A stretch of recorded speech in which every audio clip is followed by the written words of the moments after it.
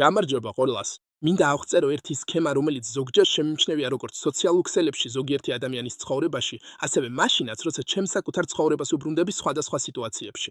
ეს სქემა იწყება სიმართლის ნაბერწკლით.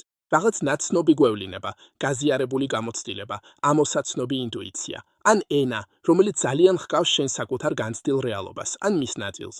ეს რეზონანსი გიზიდავს არა იცულებით, არამედ თითქოს გაგებით. როგორც კი ურთიერთობა იწყება, დინამიკა იცლება. მიკუთვნება ამ დროს პირობით შეხება. ის რაც თავიდან გაზიარებულ სიმართლედ გეჩვენებოდა, ნელ-ნელა რწმენების იერარქიად გარდაექმნება. ძალაუფლების ბრძოლა იწმება. ავტორიტეტი ანაცვლებს ურთიერთდამატების ძიებას.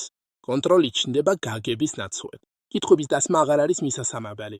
ნებისმიერი მცდელობა შეიტანოს სიცხადე, დააღენო კითხვის ნიშნის ქვეშ, ან დარჩე დამოუკიდებელი, მტრულად დაცინვით ან გარიცხვის მუქარით ხდება. მონაწილეობა ახლა უკვე მკაცრი რწმენების სტრუქტურასთან შეთანხმებას მოითხოვს. საზოგადოებაში დასარჩენად შენგან ელიან, რომ მიიღო მისი ენა, ასახო მისი რწმენები და ჩაახშო საკუთარი განსჯა.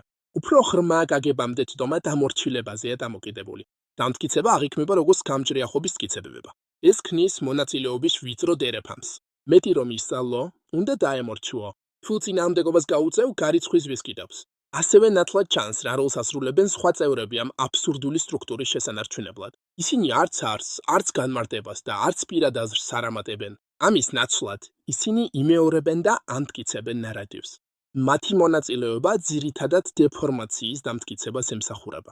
ისინი იმეორებენ ნებადართულ ენას. ისინი აჯილდოებენ კონფორმიზმს ქებითა და ყურადღებით, რითაც ეგოს ეფერებია. ზოგიერთებს აშკარად სიამოვნებს ნარატივის გაძლიერება, არა იმისთვის, რომ გაგება გააღმაღონ, არამედ იმისთვის, რომ გაუსვან ხაზს ისეთ თემებს, როგორიცაა გაუცხოება, უპირატესობა ან გამიჯვნა. ეს კოლექტიური გაძლიერება სტრუქტურას ამყარებს. ის ხელს უშლის ჩარევას, ის აკონტროლებს ნორმალიზაციას, ის იცავს იერარქიას. სივრცეში დომინირებს შიში, გარიყვის შიში, უცოდინარად, მძინარედ ან საშიშად შერაცხვის შიში. ზოგ შემთხვევაში ეს მიდის იქამდე, რომ თვითდაზიანებასაც კი უწყობს ხალხს. სიკვდილიან საკუთარი გაქრობა წარმოდგენილია როგორც ამ ეწოდად მატრიციდან ერთადერთი გამოსავალი. ეს არაფრით განსხვავდება სექტისგან. ეს არც ფილოსოფია, არც სულიერება, ეს დამანგრეველი ფსიქოლოგიური სქემაა.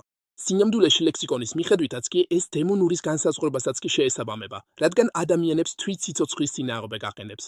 ნებისმიერი რწმენის სისტემა, რომელიც სიკვდილს თავისუფლებად წარმოაჩენს, მცდარია.